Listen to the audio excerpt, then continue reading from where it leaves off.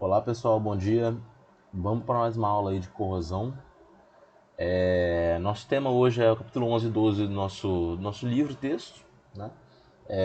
Começando por corrosão seletiva e depois corrosão induzida por micro-organismos, né? Capítulo 11 e 12. Bem, essa aula aqui é um pouco mais curta, porque esse assunto ele é mais fácil de compactar, né? Tanto o capítulo 11 ele pega um tema que ele é curto, de certa forma, e o capítulo 12 também, né? Vou explicar melhor sobre eles aqui durante a aula. A gente está entrando na reta final. Depois desse capítulo 11 e 12, temos os 13, 14 e 15. São 3 capítulos para fechar. Depois do trabalho de vocês, encerra aí as atividades. Bom, vamos lá. Começando então pelo capítulo 11, corrosão seletiva. Né? Dentro de corrosão seletiva, a gente vai abordar principalmente dois tipos de corrosão: corrosão grafítica e a desensificação. Né? Lembrando que corrosão seletiva é aquela corrosão, aquela deterioração que acontece preferencialmente em algum componente da liga. Então, vamos dar um exemplo aqui meio grosseiro.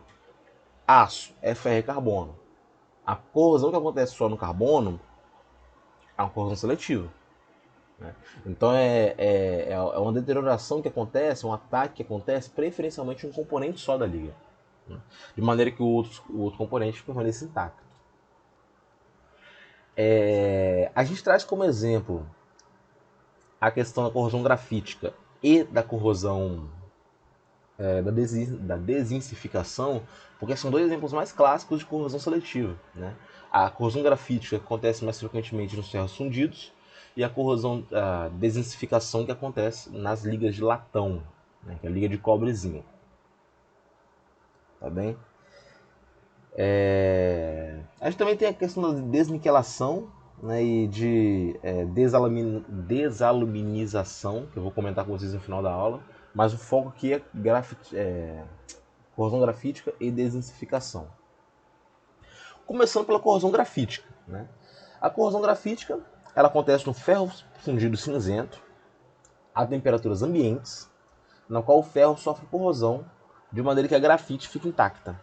Então o ferro ele sofre corrosão e a grafite fica intacta.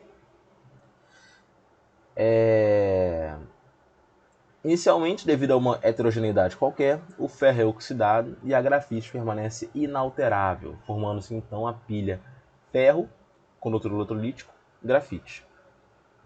Então aqui, gente, é o que eu falei com vocês. A corrosão ela acontece com um componente só. Nesse caso aqui, o ferro da liga de ferro fundido, ele sofre corrosão. E a grafite fica intacta. Né? Lembrando que isso por causa do ferro fundido cinzento, onde o carbono ele está na liga em forma de grafite.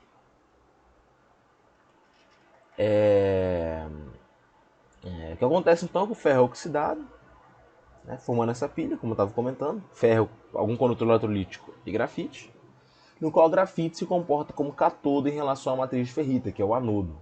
Então, a matriz de ferrita do ferro ela vai se corroer, de maneira que sobra na estrutura apenas o carbono grafítico. Recapitulando a questão de ferro fundido, provavelmente vocês não devem lembrar, ou talvez vocês ninguém nunca falou disso com vocês. Mas as ligas de ferro fundido são ligas de aço carbono com teor geralmente acima de 2 mais ou menos, aí, 2% de carbono. Né? Isso depende da classificação, depende do livro que a gente está abordando. Geralmente a gente estudando sistema ferro-carbono, a gente trata que as ligas de ferro fundido são acima de 2,11%, que é o limite de solubilidade da austenita. Por que a gente chama de ferro fundido não aço? Isso é um ponto legal de se comentar. As ligas. Vamos lá. Vamos recapitular aqui. Eu falei que o ferro fundido é tudo que está acima de 2,11% de carbono. E esse é o limite de solubilidade da austenita. Então acontece o seguinte: as ligas de ferro fundido são aquelas onde eu não tenho a existência de austenita em nenhum momento do resfriamento. Eu não vou ter o surgimento da fase do microconstituinte da austenita, né, do resfriamento. Diferente do aço. Qualquer aço aí, qualquer liga ferro-carbono até 2,11% de carbono, vai ter austenita em algum momento. E qual é a grande diferença de ter ou não ter austenita? A austenita é uma fase dúctil. Então, quando eu quero dar forma para uma liga ferro-carbono que passou pela fase austenítica, eu consigo mais facilmente, porque ela vai apresentar certa utilidade. Né? Por mais que chegando perto de 2,11% já não seja muito dúctil, no geral, essas ligas que passam pelo campo austenítico são ligas mais dúcteis, que podem ser conformadas de várias maneiras diferentes, seja por laminação, por trefilação, por extrusão, forjamento. Existem várias maneiras de se conformar essas ligas. Por outro lado, aquelas ligas que não passam pelo campo austenítico, né, elas são muito frágeis, né, porque elas têm um teor de, de carbono na forma de cementita muito elevado. Então são ligas mais frágeis. Né? E por elas serem frágeis, eu não consigo dar forma a essas ligas utilizando meus processos de conformação mecânica padrão. Eu só consigo dar forma para essas ligas através de um processo, que é a fundição. Por isso que a partir de 2,11% de carbono, no sistema ferro-carbono, a gente costuma falar que é ferro fundido. Né? Entre 2,11% e 6,7% mais ou menos ali. Então essa é a grande diferença entre ferro fundido e aço. Né? É o próprio teor de carbono presente na liga. Né? A forma como o carbono está manifestado na liga. Né? Isso influencia diretamente nas propriedades. O ferro fundido cinzento ele tem de 2,7% a 4% de carbono, sendo a maior parte no estado livre, né, de carbono. O ferro fundido branco ele tem de 1,7% a 3% de carbono. Né. Isso que eu falei que ferro fundido é acima de 2,11, mas como eu disse antes, alguns livros, né, trazem que eu tenho ferro fundido branco até teores um pouco menores. Né. Porque na prática, aço, a gente raramente vai ter algo com um teor muito maior que 1% de carbono. Tá? Então a partir de 1,7 você já considera ferro fundido. Até porque já é um material bem mais frágil, né? Cheio de utilidade. Né? Composto grande parte por cementita. O ferro fundido branco tem 1,7 a 3% de carbono. Esse carbono está na forma de carbeto de ferro, que é minha cementita. Que é muito frágil. O ferro fundido nodular, ou dúctil, tem de 3,3 a 3,9% de carbono. E o carbono está em sua maior parte no estado livre. Por que o ferro fundido cinzento é aquele mais suscetível à corrosão grafítica? Porque ele é aquele. Dentro das ligas de ferro fundido, é aquela que tem mais carbono no estado livre. Tá bom? Isso possibilita a reação. Essa reação de corrosão, consequentemente, com a própria corrosão grafítica, são observados com maior frequência em meios contendo sais, cloreto ou meio ácido. Aqui eu comentei que tem que ter um condutor eletrolítico, né? Isso aí vai do meio onde ele está inserido. Nós podemos observar que o ferro fundido branco, por não apresentar carbono livre, ele não sofre corrosão grafítica, já que ele não apresenta carbono livre. E o ferro fundido nodular, ou dúctil, é mais resistente a essa corrosão. Então, o ferro fundido branco não tem carbono livre, não sofre corrosão grafítica. O ferro fundido nodular, ele é mais resistente a essa corrosão. Então, o ferro fundido branco ele tem essa vantagem, por certo lado, por certo ponto. O ferro fundido nodular ele tem a inserção, né, de alguns elementos de liga, como níquel e magnésio. Né? Tem muito silício na sua composição. Né? O próprio ferro fundido, no geral, tem muito silício na composição. É tratado muitas vezes como uma liga ternária, né? Por ser ferro, carbono e silício. Né? Essa composição do ferro fundido, né, possibilita a formação de grafite sob a forma de nódulos, né, mais ou menos esférico, o que torna esse material mais resistente à corrosão grafítica. Né? Então, se a gente fosse botar em ordem, o mais suscetível à corrosão grafítica é o ferro fundido cinzento, logo depois o ferro fundido nodular e, por último, o ferro fundido branco. O que é engraçado falar sobre esse tipo de corrosão grafítica, é que geralmente ela acontece, mas ela não compromete tanto o material. Né? O que acontece? A forma e o tamanho original do material é mantido, porém as suas propriedades mecânicas são alteradas. Como que vocês vão pensar assim, pô, tá deteriorando o material, mas a forma e o tamanho é mantido? Como assim? Né? O que acontece? produto de corrosão, o que corrói nessa liga de ferro fundido que sofre corrosão grafítica é o ferro. Então, o produto de corrosão são os óxidos de ferro. Esses óxidos de ferro, eles vão vedar todos os poros da grafite, né? Fazendo com que a estrutura ela seja, de certa forma, homogênea, né, superficialmente. Né? Isso é facilitado pela própria estrutura em camada de carbono, que é ligada hexagonalmente. Então, o óxido de ferro, que é o produto de corrosão, ele vai suprir os poros. Então, vai dar a impressão que a minha superfície ela é completamente homogênea, né? Como se não estivesse sendo atacada, mas ela foi atacada, né? As propriedades dela vão mudar. Eu ter ferro e ter óxido de ferro são duas coisas totalmente diferentes. É importante levar em consideração que uma tubulação que tenha sofrido esse tipo de corrosão, embora corroída, tem certa resistência para continuar operando em pressões e tensões não muito elevadas. Isso é bem interessante falar, porque quando a gente fala, certa tubulação corroeu, todo mundo pensa, temos que trocar. Só que não necessariamente acontece isso, né? Muitas vezes, no caso, apresenta corrosão grafítica. A corrosão aconteceu, mas eu posso continuar operando. Talvez as propriedades mecânicas elas não sejam deterioradas, né, degradadas ao ponto onde eu preciso fazer uma substituição de equipamento. Então isso tem que ser analisado pelo engenheiro também. Na maioria das vezes as tubulações de ferro fundido elas se mantêm com certa resistência para operar em pressões e tensões razoáveis aí. E por isso que geralmente elas são preferíveis, né? Porque mesmo sofrendo corrosão, ela ainda assim mantém certa resistência. É comum a corrosão grafítica ocorrendo em tubulações de ferro fundido, usadas para condução de água potável. Existem também antigas tubulações de ferro fundido que, embora já tenham sofrido corrosão grafítica, ainda são utilizadas. E a gente pode confirmar a corrosão grafítica de maneira bem simples e prática. A gente pega uma espátula e raspa na superfície corroída. A gente vai ver que vai sobrar um resíduo com aspecto preto. Vamos pensar um pouco. A corrosão grafítica ela degrada o ferro e mantém o carbono na forma de grafite. E aí? Esse resíduo preto que eu raspei, ele é carbono na forma de grafite. Então se eu pegar esse resíduo preto, esse pó preto, botar num papel, uma folha de papel, e atritar, a gente vai ver que esse pó preto vai riscar o papel. Porque ele é grafite, né? Similar ao grafite de um lápis, né? Claro que é diferente, mas a questão de as características são parecidas, né? As características são parecidas. Então vai riscar. Então isso prova que esse material sofreu corrosão grafítica. Uma maneira simples de se mostrar isso. A proteção contra corrosão grafítica é feita por inibidores de corrosão, revestimento ou proteção catódica.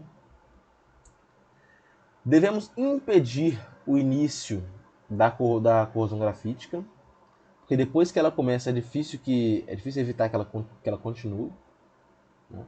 Então,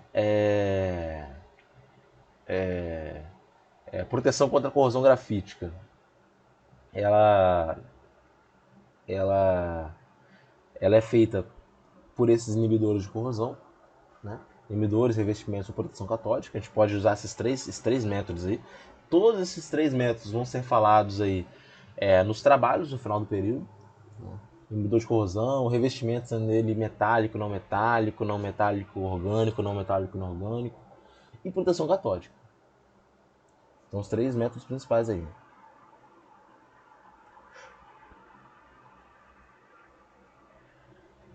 Beleza? Então a corrosão grafítica aqui tem um trecho de um hélice com corrosão grafítica. Se não me engano é a hélice de uma bomba, agora não vou lembrar de cabeça, mas é uma hélice. A parte mais escura é a parte da corrosão grafítica. É isso aí, essa corrosão grafítica é uma particularidade do ferro fundido, tá bom? É uma corrosão seletiva que acontece somente no ferro, numa liga de ferro fundido cinzento, preferencialmente. Tá bom? Quem não lembra aí, eu recomendo faça uma revisão sobre o que é o ferro fundido branco, cinzento, o ferro fundido nodular, porque muitas vezes a gente fica. Quando mistura a liga ferro-carbono, isso dá um foco muito grande pro aço e acaba deixando as ligas de ferro fundido um pouco descartáveis, né? Descartadas, não dá muita moral para elas no geral. Agora vamos falar sobre desmistificação. Né? A desmistificação também é um processo de corrosão seletiva, que acontece sobretudo em latões. Lembrando que latão é uma liga de cobre com zinco. Tá bom? Latão é uma liga de cobre com zinco. A desmistificação ela acontece frequentemente em soluções salinas estagnadas e com maior intensidade em soluções ligeiramente ácidas. Né? Então, tem esses dois tipos de soluções aí, esses dois ambientes, situações onde posso ter esse tipo de processo de desmistificação. A desmistificação, o que é? Né? A minha liga de latão ela é cobre com zinco. Desmistificação, como o próprio nome já diz, é o ataque preferencial no zinco. O zinco se oxida preferencialmente, deixando resíduo de cobre e produtos de corrosão. A corrosão pode se dar em pequenas áreas, sob a forma de alvéolos, ou uniformemente em maiores áreas. A gente pode observar que as áreas desensificadas elas vão apresentar um resíduo branco, que é da própria produto de corrosão do zinco, ou de coloração avermelhada, contrastando com a coloração amarelada inicial da liga. A liga de latão ela tem uma coloração mais amarelada. Então o resíduo branco é o produto de oxidação do zinco, e a parte mais avermelhada da liga é onde está só o cobre. Né? A coloração avermelhada do cobre. Aqui na imagem a seguir, que é essa daqui, tem dois parafusos, né, de latão. 70-30, né? 70% de cobre e 30% de zinco. Com desmistificação sob a forma de alvéolos, né, em regiões desmistificadas nas cabeças com perda de material. Esses parafusos foram usados em água do mar durante 2 anos. A gente nota que a desmistificação sob a forma de alvéolos elas aparecem com coloração mais escura na fotografia. Né? Da mesma maneira que as regiões das cabeças dos parafusos, né? Que tá um pouco difícil de ver, porque é mais claro, mais escuro, mas tem as regiões desdensificadas, né? Onde os produtos de corrosão e cobre foram arrastados pelo eletrólito, que no caso é a água do mar. Então os produtos de corrosão já foram descartados, né? Que é a parte mais clara. Então fica uma parte amarelada, que é da própria liga de latão, com a parte mais avermelhada, que é a parte onde o zinco se oxidou, os produtos de corrosão saiu e ficou só a parte avermelhada do cobre. Que aqui está mais escuro, né? Os latões corroídos, ele tem alguma resistência ainda. Né? Eles perdem muita resistência mecânica, mas muitas vezes eles podem se manter operando dependendo da sua função. Porém, eles perdem muita utilidade. Né? Perdem muita utilidade. O material ele perde utilidade. No caso de desinsificação uniforme em tubo para circulação de água salgada, né, essa perda de utilidade é tão grave que o tubo ele pode se despedaçar com o aumento de pressão. Né, quando essa desinsificação é mais uniforme ao longo de toda a tubulação. Né. Alguns autores eles relatam essa perda de utilidade como se a liga ela fosse porosa, como se o zinco fosse embora e ficasse só cobre. Né. Isso acontece principalmente quando o fluxo, o eletrólito, ele está carregando ali os produtos de corrosão. Então a liga ela vai ser de certa forma porosa, essa liga desensificada. Né? Porosidade, que era resistência mecânica, que era de utilidade, e aí acontece isso que está descrito aqui, que é despedaçar com aumento de pressão no caso de tubulação. Isso no caso de desensificação uniforme. Para desensificação localizada, eu posso ter perfuração em alguns pontos, né? Que para tubulações também é muito ruim, que vai requer soldas de reparo, requer algum tipo de reparo. Esse tipo de corrosão é frequente em trocador de calor, em condensador e em tubulação de latão que conduz água do mar. No caso de condensadores, o que facilita a desensificação são os seguintes aspectos. Primeiramente, contato com soluções ácidas ou alcalinas, né, que é o eletrólito necessário para que haja esse processo corrosivo. Temperaturas elevadas agravam esse processo. Formação de películas porosas ou permeáveis também agrava o processo. Baixa velocidade de escoamento do meio circulante é outro grande problema. né, que vai criar regiões de estagnação. Né?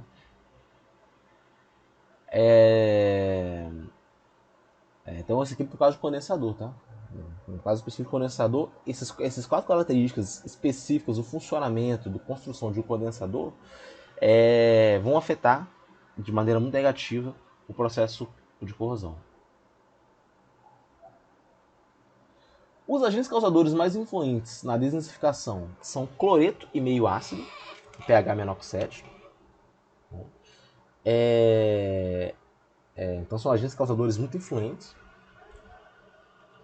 A desensificação ela é mais grave em latões ou ligas cujo teor de zinco é alto, quando eu tenho alto teor de zinco, tá bom? Então isso à medida que o teor de zinco aumenta, mais suscetível à desensificação está essa liga de cobre e zinco. Assim, alguns materiais sofrem desensificação. Aqui está mental, gente, mas é metal, tá? Metal multis, que é 60% de cobre, 40% de zinco.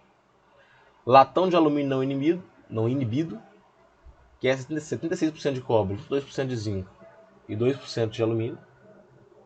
E latão amarelo, que é 67% de cobre e 33% de zinco. Esses, por ter um elevado teor de zinco, eles estão propensos a sofrer desensificação. A gente pode admitir dois processos aí para explicar a desensificação, que é a corrosão preferencial do zinco, deixando uma estrutura de cobre porosa, e a corrosão da liga com redeposição do cobre. Vou explicar esses dois processos. Primeiramente, em um eletrólito adequado, lembrando daquelas tabelas que a gente viu lá no início do curso, a gente sabe que o zinco ele é mais redutor que o cobre.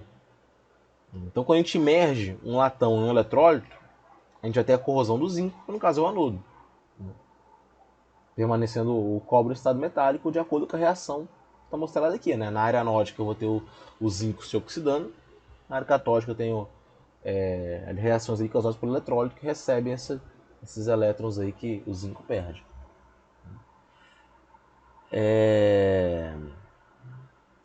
Então esse aqui é o processo comum. A liga de latão que é atacada é só o zinco, porque o zinco ele é mais anódico aí, de meio eletrolítico adequado. Isso pode ocorrer somente se existirem filamentos contínuos de átomos de zinco, estendidos desde a superfície do metal até o seu interior. Tá bem? E supondo a distribuição esporádica das espécies, a continuidade de tais filamentos é improvável, à medida que aumenta o conteúdo em cobre da liga. O que acontece? Esse tipo de corrosão aqui, ele acontece, né, esse que está descrito por essa equação, esse ataque preferencial do zinco por ser anódico, acontece quando tem filamentos contínuos de zinco. Tá bom? Filamentos contínuos de zinco. Porém, sabe que esses filamentos contínuos, né, é como se fosse uma parte contínua de zinco numa matriz de cobre com zinco.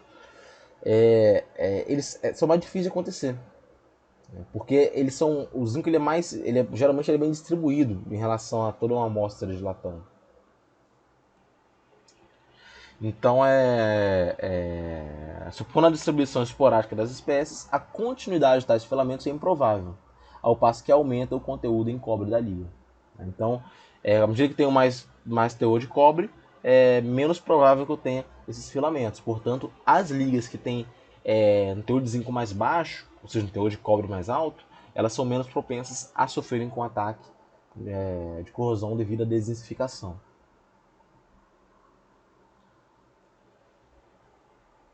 É importante falar, agora eu vou falar um pouco de latão alfa e beta aqui. Né? Esses alfa e beta, gente, se referem aos microconstituintes da liga de latão. Né? Se vocês pegarem uma liga de latão, quem já fez ou vai fazer Mateco 2 deve lembrar que eu até comentei sobre isso. A gente tem um diagrama de fase para descrever ligas de latão. Então tem a fase alfa e a fase beta. A fase beta é uma fase rica em zinco. Tá bom?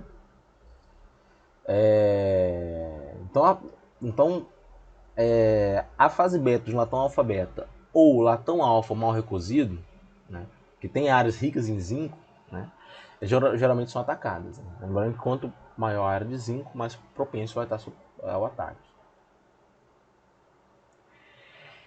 O que acontece, então, além disso, a gente tem outro problema. Eu falei com vocês que a desintegração ela pode surgir de dois mecanismos. Primeiramente, eu ter essa liga de cobre e zinco no meio eletrolítico, onde o zinco é atacado preferencialmente. E eu também tenho um outro processo, que geralmente se dá logo após, né, esse primeiro. O que acontece?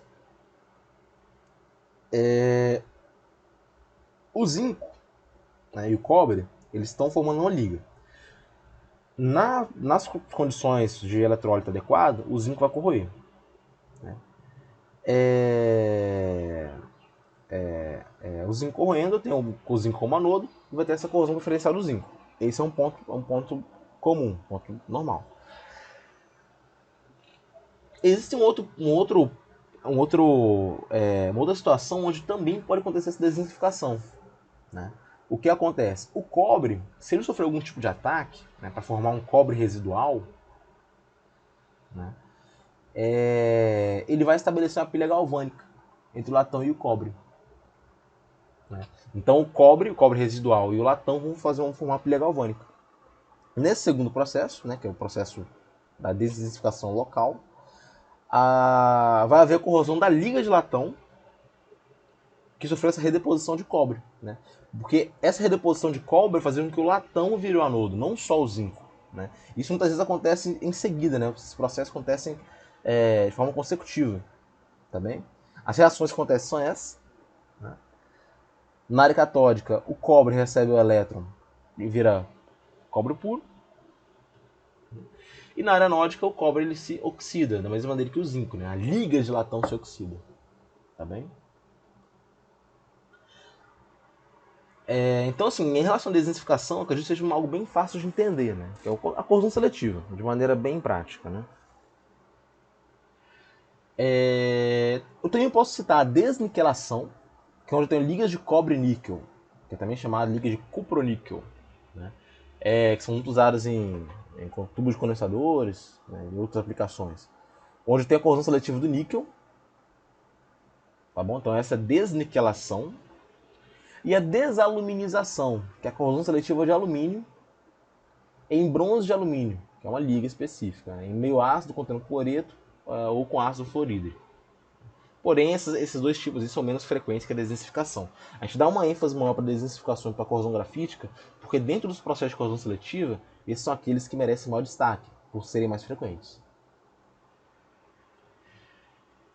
Para proteger contra a desintensificação, a gente tenta usar latões ou ligas de cobre com teores não elevados de zinco.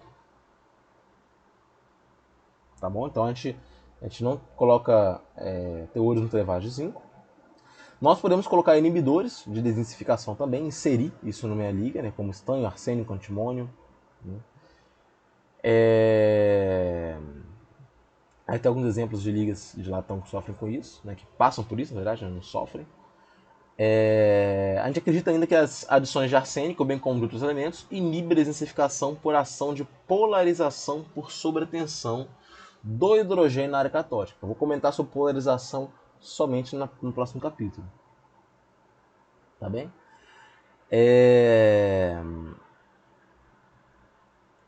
Bem, outra maneira de se proteger contra a desintensificação é o de fazer um tratamento térmico adequado para evitar a formação de área rica em zinco, né? Como se fosse homogeneizar a liga. Né? Como falei, regiões ricas em zinco, numa liga de latão, tornam esse material propenso a própria desintensificação. Né?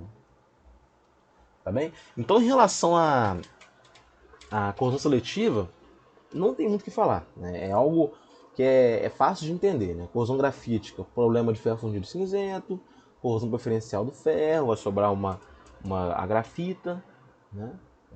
Uma grafita junto com os óxidos de ferro, né? Que na maioria das vezes não compromete o equipamento, né? Posso continuar utilizando.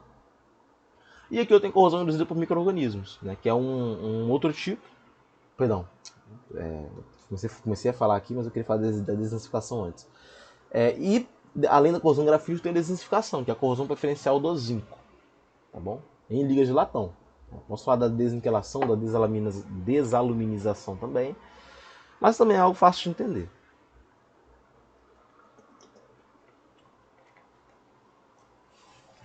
Agora, a corrosão induzida por micro-organismos. Esse capítulo aqui, ele é um capítulo que eu quase tirei ele do escopo do nosso curso, né? Porque não dá pra falar tudo que tá no livro, né? Mas eu resolvi deixar e resumir bastante ele, porque eu acho legal comentar, porque eu já até destaquei isso durante outras aulas, mas nós temos que identificar todos os ambientes onde certo material vai estar suscetível à corrosão, né? Certo equipamento vai estar suscetível à corrosão. E muitas vezes a gente não olha para os micro-organismos como possíveis causadores desse processo ou estimuladores desse processo, sendo que na verdade, em muitos casos, eles têm papel de protagonista. Eu vou explicar isso de maneira bem superficial para vocês aqui. Essa corrosão induzida por micro-organismos é também conhecida como corrosão microbiana ou microbiológica. É aquela onde a corrosão do material metálico ela acontece devido à influência de micro-organismos, frequentemente bactérias, embora também pode acontecer devido a fungos e algas. Existe uma grande variedade de combinação de bactérias, algas, fungos e ambientes, né, que podem proporcionar esse crescimento desses organismos. Tá? Então, existe uma grande possibilidade de corrosão por micro-organismos, induzida por micro-organismos. Vários equipamentos podem sofrer com esse tipo de corrosão. É importante falar, quase errei aqui na hora da pronúncia, então acho que é importante destacar isso. Não é corrosão por micro-organismos, é a corrosão induzida por micro-organismos. Então, uma grande diferença por isso.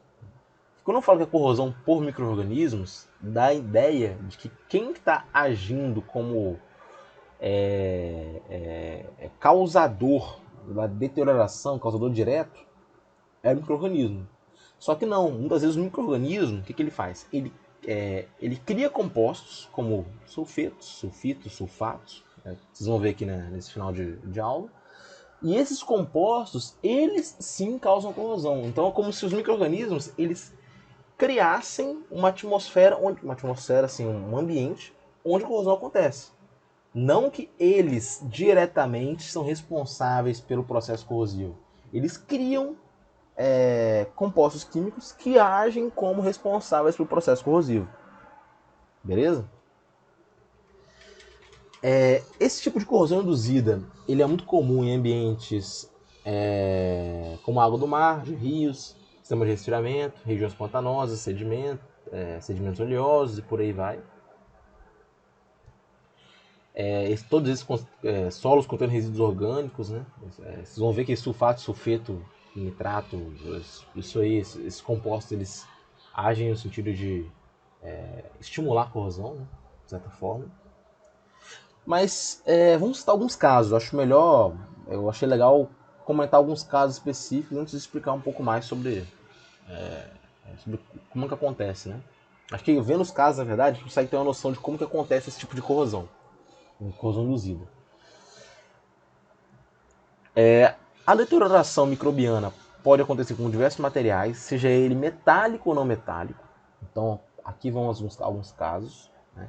Primeiramente, um exemplo de corrosão induzida por micro-organismos em material não metálico, que é a deterioração de mármore e concreto. Esses materiais podem apresentar regiões com deterioração na forma de alvéolos ou de escamações. A possível origem dessa deterioração pode estar associada à presença de ácido sulfúrico, que reage, como mostrado nessa equação aqui, né? Claro que vocês não precisam decorar isso. E aí vocês vão pensar, ácido sulfúrico está reagindo e está corroendo mármore e concreto. Onde entra o micro-organismo aí? Né? Os micro-organismos podem produzir, né, esse ácido sulfúrico. Né? Eles entram aí, né, nesse caso. Né? Esse ácido sulfúrico ele pode ser proveniente de ar poluído, né, como já foi comentado lá na corrosão atmosférica, e também pode ser proveniente de ação microbiana. Né? As bactérias oxidantes de enxofre transformam enxofre em os seus compostos em ácido sulfúrico. Né? Por exemplo, oxidando sulfeto de ferro, eu posso formar ácido sulfúrico. Então esse é um caso bem grave de corrosão de concreto de mármore devido à ação de micróbio, né, de bactérias, que vão formar ácido sulfúrico. Né. A gente também pode observar casos de deterioração de mármore e concreto, devido à presença de micro-organismos, né, que devido ao próprio metabolismo, eles excretam ácidos orgânicos que atacam concreto e mármore. É o que eu falei com vocês. O micro-organismo em si, ele não vai lá e vai arrancar um pedaço da minha estrutura. Não existe isso. Só que eles vão produzir compostos químicos que vão atacar a minha estrutura. Então é importante que a gente se atente onde esses micro-organismos podem estar presentes. Outro caso clássico, deterioração microbiológica de madeira. Madeira que pode ser usada como enchimento de torres de resfriamento. Sob a ação de fungos e bactérias celulolíticas, pode sofrer biodeterioração, né, deteriorando a madeira. Tubulações de distribuição de águas. Também podem sofrer com a corrosão induzida. Pode ocorrer a presença de depósitos sob a forma de tubérculos, de óxido de ferro hidratado, devido às bactérias oxidantes do ferro. Então, as bactérias oxidantes do ferro vão formar esses tubérculos de óxido de ferro hidratado.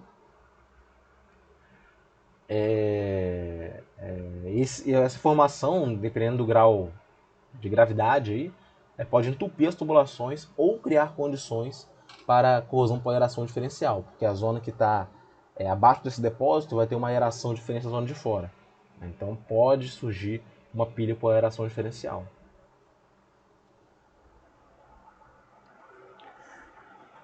Sistema de resfriamento são propícios ao crescimento de micro-organismos e formação de biofilme, pois a água é aerada, né, está exposta à luz solar, tem pH entre 7 e 8, temperatura entre 27 e 80 graus Celsius. Todo o sistema de resfriamento está suscetível a esse tipo de processo. Vão estar é um ambiente propício para crescer esses micro-organismos e formar esse biofilme. Que biofilme está escrito errado, né? Porque tem um ambiente, a combinação de pH, de aeração, de luz e de temperatura é toda propícia para formar esse biofilme. Vai criar condições de anaerobiose, que está relacionada ao surgimento aí de bactérias anaeróbicas. Tá bom? Esse biofilme ele auxilia nesse processo. Então todo o sistema de resfriamento está suscetível a isso. Trocadora de calor sofre corrosão por aeração diferencial devido a depósitos de origem microbiana. Tá bom? É importante falar que depósito, toda vez que a gente fala de depósito, a gente tem que lembrar de corrosão por aeração diferencial. Por quê? Porque a corrosão por aeração diferencial, ela acontece devido a uma diferença de aeração. Né? E abaixo daquele depósito, eu vou ter uma zona de aeração diferente de fora daquele depósito. Então isso geralmente, isso pode ser uma causa, né, o mecanismo de surgimento de uma pilha de aeração diferencial. Tubulações para a condução de gás e gasômetros também estão suscetíveis a esse problema. O sulfato pode ser reduzido a sulfeto pelas bactérias. Né? Então, a água de selagem ela já tem sulfatos. E aí, as bactérias vão reduzir aquele sulfato a sulfeto. Sulfato a sulfeto. Essa corrosão, além da corrosão do material metálico, provoca contaminação do gás com excesso de gás sulfídrico. Então,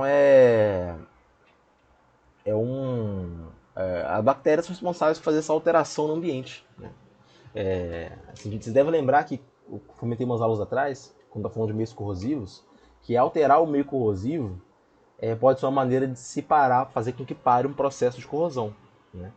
Porém, se um processo de corrosão não está acontecendo, se eu alterar o meio corrosivo, eu também posso induzir esse processo de corrosão. E é isso que os micro-organismos fazem. Equipamento de operação de usinagem. Isso aqui é algo que eu já vi na prática. Se vocês pegarem equipamentos de usinagem que não são muito utilizados, né, que estão no laboratório antigo, que não sofrem muita manutenção, vocês vão ver que os óleos, né, os fluidos de corte usados na operação, eles vão se formar no interior da máquina uma pasta verde, podre, um cheiro horrível, né? Porque esses óleos eles vão sofrer biodeterioração. Né? E aí esses óleos, isso aí é extremamente danoso à máquina, né? Seja ela uma fresadora, um torno, enfim. É, isso é muito danoso, porque esses óleos, quando eles se deterioram, eles vão liberar gases tóxicos para o operador e tóxico não, corrosivo para o próprio equipamento, né? Pode correr o equipamento. O próprio óleo ele pode agir como um corrosivo ali, né? E é por isso que é muito importante que se faça manutenção constante desse tipo de máquina. Não posso ter um acúmulo de óleo por muitos anos, por exemplo. Isso aí é algo terrível, né? Eu fui utilizar uma fresa no laboratório lá da UFES que tinha que não era usada há muito tempo. Não estava sendo usada há muito tempo. E mesmo assim, quando era usada, ninguém se preocupava em fazer uma manutenção adequada. Eu precisava fazer um processo bem feito, né? Então, antes de começar a fazer, eu resolvi dar uma geral na máquina. E aí eu tirei um bolo de resto de óleo verde, meio podre, era algo horrível. Terrível. Mas depois que você faz a limpeza e você mantém a limpeza constante, obviamente a máquina funciona bem. Por isso que é importante fazer manutenção nesse tipo de máquina, tá bom? Ainda mais quando a gente usa para processo de fabricação, onde tem que ter um certo rigor em relação ao processo, né? Um certo nível aí de tolerância baixa, por exemplo. Outro ponto importante, que muitos óleos desses usados como fluidos de corte, eles têm nas suas formulações biocidas. Né? O que são biocidas? Pensem comigo. Inseticida é o que mata inseto. Biocida é o que vai matar esses agentes biológicos. Para evitar essa biodeterioração.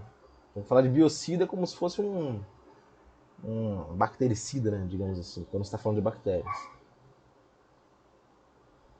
Recuperação secundária de petróleo. Em operações de recuperação secundária de petróleo, são usadas grandes quantidades de água do mar. Em alguns casos, nota-se nessa água um odor característico de gás sulfídrico, observando também a corrosão dos equipamentos. Essa situação acontece devido à presença de bactérias redutoras de sulfato, que vão formar gás sulfídrico, né, que vão que podem correr os equipamentos aí nesse tipo de operação. Aquecedores e válvulas de cobre são outros componentes aí que também sofrem com a corrosão induzida por micro-organismos. Novamente devido à presença de bactérias, né, que vão originar esse H2S, esse gás, e vão isso é originado devido à própria redução do sulfato na água usada para refrigeração, e aí vai causar esse ambiente aí onde eu tenho um ambiente propício para ocorrer a corrosão. Né? O que acontece então novamente, que o meio corrosivo foi alterado. Né? Não era para ter esse gás sulfídrico aí, mas agora tem, por causa das bactérias. E aí eu vou ter problema. Tubulações enterradas.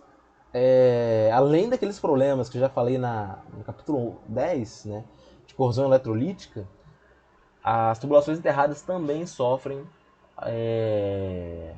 com essa corrosão induzida por micro-organismos, né?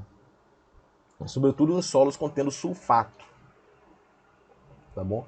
Então, a gente vê casos de corrosão em tubulações de aço inoxidável e de corrosão grafítica em ferro fundido devido a esses problemas de solos contendo sulfato.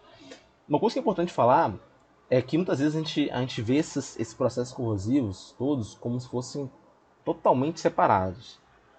Corrosão seletiva é uma coisa, corrosão alveolar é outra, corrosão intergranular é outra.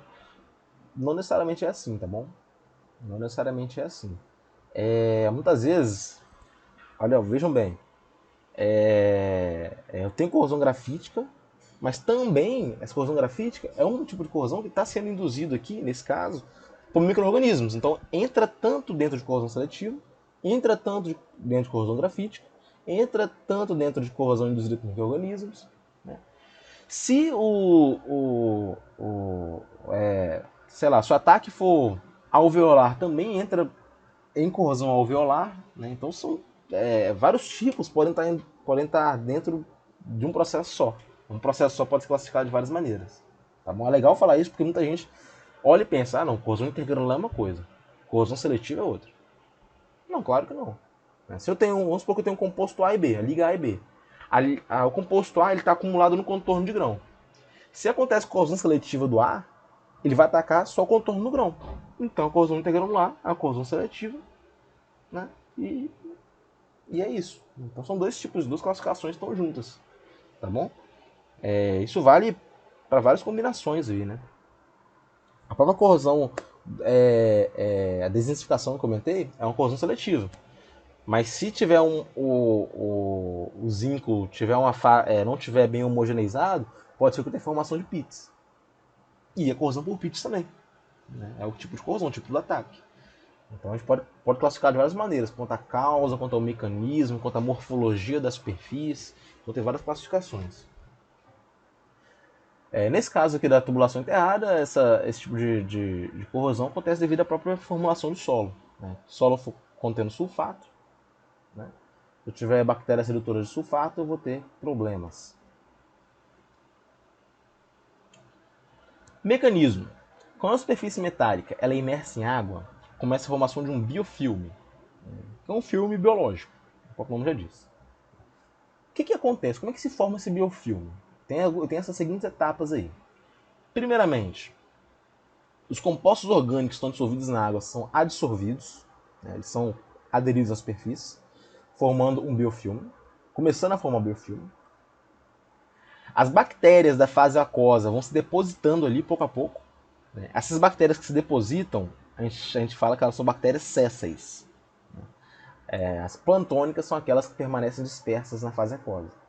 Então, compostos orgânicos vão aderindo à superfície, começando o biofilme. Logo depois, as bactérias da fase aquosa vão se aderindo também, vão se depositando também. E aí vai começar a se formar esse biofilme de fato. As bactérias sésseis formam um biofilme através da elaboração de polímeros extracelulares, né, que é composto orgânico, ou isopolímeros, que podem ser polissacarídeos. Né?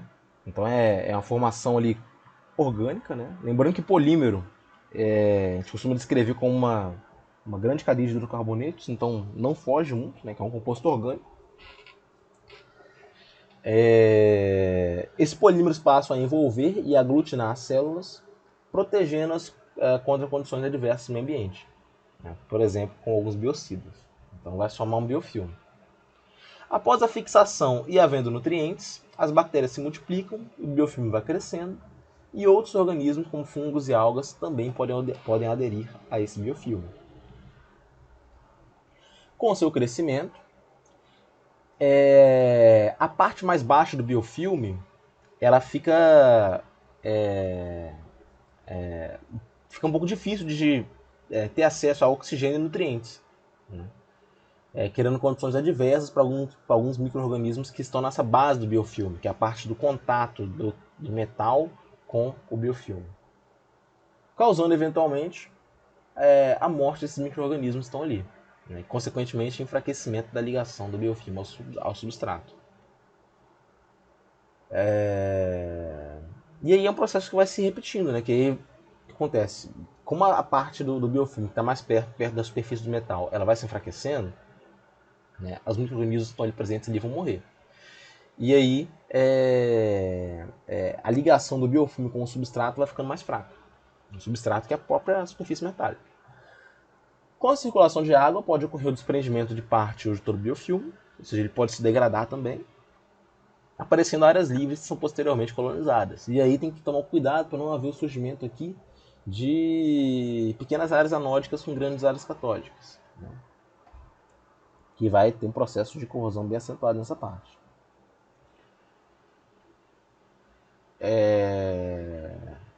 O biofilme faz parte também do chamado biofouling, que é uma formação indesejável de depósitos que vão reduzir significativamente o desempenho e a vida útil dos equipamentos. Pode-se ter redução de fluxo de água, perda de eficiência de transferência de calor em trocadores de calor e corrosão sobre depósito. Então, devido a esse biofouling, né, formação de depósitos, eu posso ter vários problemas aí que podem afetar a própria operação, né? Como redução de fluxo de água, perder eficiência na troca de calor, sobretudo no caso do trocador de calor, e corrosão sobre depósito, que é corrosão sobre aeração diferencial, frestas, aí, como a gente já viu, né? Que relaciona à concentração, né? Uma pilha de concentração. As condições operacionais têm grande influência no desenvolvimento do biofilme, e entre elas vamos considerar temperatura, quanto aumento de temperatura facilita o crescimento desse biofilme. Temperaturas mais altas tendem a impedir esse crescimento, né? Com exceção para algumas bactérias que são capazes de resistir a temperaturas de 80 graus Celsius ou ainda mais elevadas. Mas isso é raro, né? Temperatura alta geralmente age na contramão da corrosão induzida por micro-organismos. Velocidade do fluxo. Biofilmes formados em velocidades baixas tendem a ser mais volumosos e facilmente destacáveis. Então, esses biofilmes que são formados em velocidades mais baixas, eles são mais volumosos e destacáveis, enquanto biofilmes formados em velocidades altas são mais densos e menos volumosos, mais aderentes. Então, pensando do ponto de vista do processo corrosivo, é pior que eu tenha um biofilme formado rapidamente, né? Ele vai ser mais aderente. O controle do pH vai dizer muito também sobre o processo. A elevação de pH impede o desenvolvimento de bactérias, né? As bactérias redutoras de sulfato, que são um dos maiores problemas para esse caso aqui, elas geralmente não se desenvolvem, né, em pH próximo de 11. Oxigênio. A ausência de oxigênio possibilita o desenvolvimento de bactérias anaeróbias, como aquelas redutoras de sulfato. Então, a ausência de oxigênio ela vai possibilitar o desenvolvimento dessas bactérias, né, anaeróbias. A redutora de sulfato, que é um dos nossos maiores problemas, são bactérias anaeróbias. Né? A falta de limpeza e de sanitização também favorece a formação de biofilme, né? Você tem que limpar e fazer a sanitização frequente para impedir ou minimizar a formação desse biofilme. Aqui eu tenho alguns exemplos de bactérias que são mais comuns, né, que estão mais frequentemente associadas a esse tipo de corrosão. São aquelas redutoras de sulfato, oxidantes de enxofre, bactérias oxidantes de ferro de manganês, bactérias formadoras de limos. Com menor frequência aparecem aí fungos e algas, né, como micro-organismos também.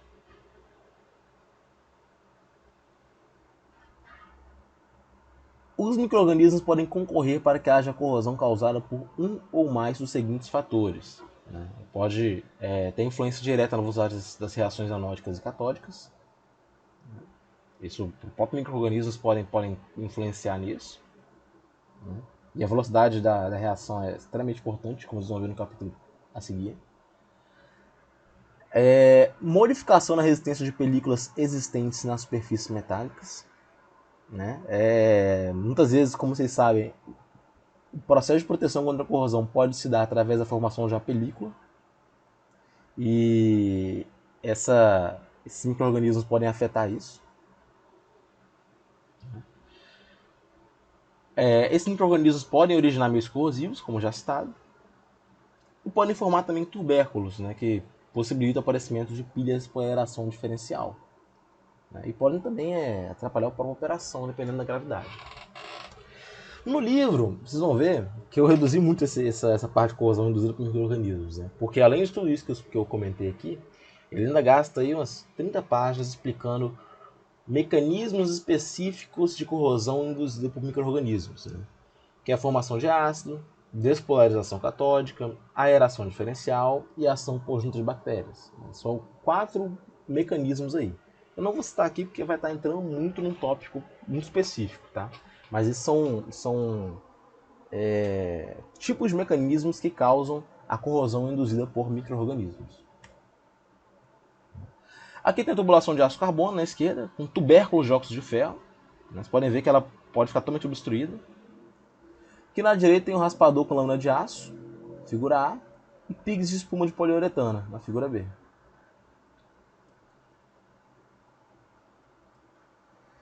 relação à proteção, a gente deve monitorar o sistema, né? Fazer uma análise da água, fazer uma análise microbiológica do filme, caso haja informação no filme, né? Isso inclui a retirada de amostras, que vão ser periodicamente analisadas, né? Retirar depósitos também, né? Utilizar técnicas eletroquímicas, tá bom? Que são medidas de proteção, né? Para um determinado sistema.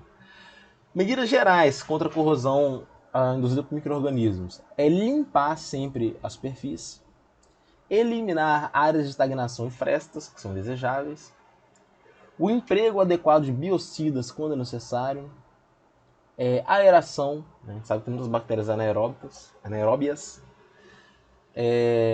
variação de pH, né? Para desfavorecer o surgimento desses micro-organismos, aplicação de revestimentos e proteção catódica. Então é isso, gente. Nossa aula de hoje foi isso. Eu gostaria que vocês tivessem atenção na hora de estudar para estudar esse tema, esses dois temas aí, porque enquanto o capítulo 11 de corrosão seletiva é algo bem tranquilo, o capítulo 12 ele pode ser um pouco traiçoeiro, porque a gente pode acabar se perdendo estudando muito detalhadamente, né? Os casos que eu comentei foram casos para exemplificar como funciona esse tipo de corrosão, tá? Vocês não precisam decorar especificamente todos os casos, né? Eu quero que vocês mostrem como que deve ser feito aí, como que pode surgir, situações onde pode surgir esse tipo de corrosão, né? E o que faz com que surja, né? Acho que entender o papel da bactéria, no geral, dos micro-organismos, é importante para entender como que a gente pode se prevenir em relação a esse tipo de processo. Tá bom, gente? Então é isso. Boa semana a todos. Até a próxima aula. E é isso. Até mais, pessoal.